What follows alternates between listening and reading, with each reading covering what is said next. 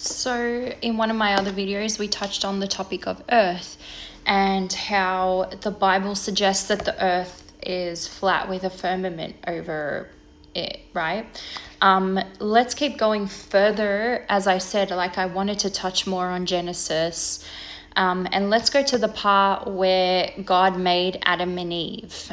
So we're going to go to Genesis chapter 2, verse 15 onwards. And we'll read a bit more, a little about Adam and Eve. So the Lord God took the man and placed him in the Garden of Eden to work it and watch over it. And the Lord God commanded the man, "You are free to eat from any tree in the garden, but you must not eat from the tree of knowledge of good and evil. For on the day you eat from it, you will certainly die." Then the Lord God said, "It is not good for the man to be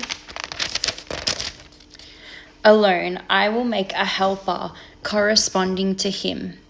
The Lord God formed out from the ground every wild animal and every bird of the sky, and brought each to the man to see what he would call it.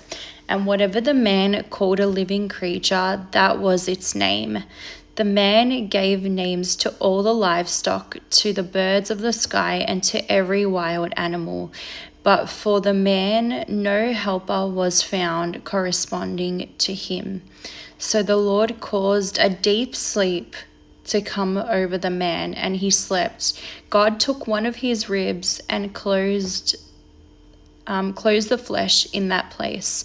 Then the Lord God made the rib he had taken from the man into a woman and brought her to the man. And the man said, "This one at last is bone of my bone and flesh of my flesh. This one will be called woman, for she was taken from man." This is why a man leaves his father and mother and bonds with his wife, and they become one flesh. Both the man and his wife were naked, yet felt no shame. So,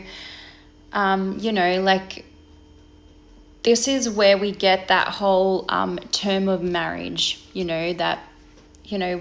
when we get married to someone, we become one. And that's why there's the sin of fornication, that if you're having sex with someone outside of marriage, it's a sin. And because you're not married with that person, but you have become one flesh with that person. And now let's keep reading on of what Eve does. So the temptation and the fall. Now the serpent was the most cunning of all the wild animals that the Lord God had made. He said to the woman, "Did God really say you can't eat from any tree in the garden?" The woman said to the serpent, "We may eat from the trees in the garden, but about the fruit of the tree in the middle of the garden, God said, you must not eat or touch it, or you will die." "No, you will not die," the serpent said to the woman. "In fact, God knows that when you eat, your eyes will be opened, and you will be like God, knowing good and evil." The woman saw that the tree was good for food and delightful to look at, and that it was desirable for obtaining wisdom. So she took some of its fruit and ate it. She also gave some to her husband who was with her, and he ate it. Then the eyes of both of them were opened, and they knew that they were naked. So they sewed fig leaves together and made coverings for themselves. And that's the thing, is that since that, God has given us free will. We know what's good. We know what's bad.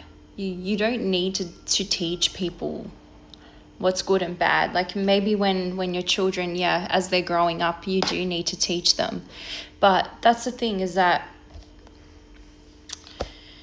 God gave her the free will to go and do that, and she did that. She fell for the temptation, and she listened to what Satan had to say.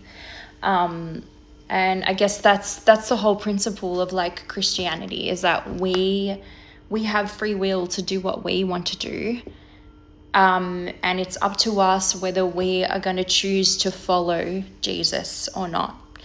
And then the last part that I'm going to read is, I'll just read from verse 8. Yeah, I'll read from verse 8 to 19 and we'll finish off with that. So, then the man and his wife heard the sound of the Lord God walking in the garden at the same time of the evening breeze, and they hid from the Lord God among the trees of the garden. So the Lord God called out to the man and said to him, "Where are you?" And he said, "I heard you in the garden, and I was afraid because I was naked, so I hid." Then he asked, "Who told you that you were naked? Did you eat from the tree that I commanded you not to eat from?" The man replied, "The woman you gave to be with me, she gave me some fruit from the tree and I ate." So the Lord God asked the woman, What is this you have done?" And the woman said, "The serpent deceived me and I ate." So the Lord God said to the serpent, "Because you have done this, you are cursed more than any livestock and more than any wild animal. You will move on your belly and eat dust all the days of your life. I will put hostility between you and the woman, and between your offspring and her offspring. He will strike your head, and you will strike his heel." He said to the woman, "I will intensify your labor pains, and you will bear children with painful effort. Your desire will be for your husband, yet he will rule over you." And he said to the man, "Because you listened to your wife and ate from the tree about which I commanded you, do not eat from it. The ground is cursed because of you.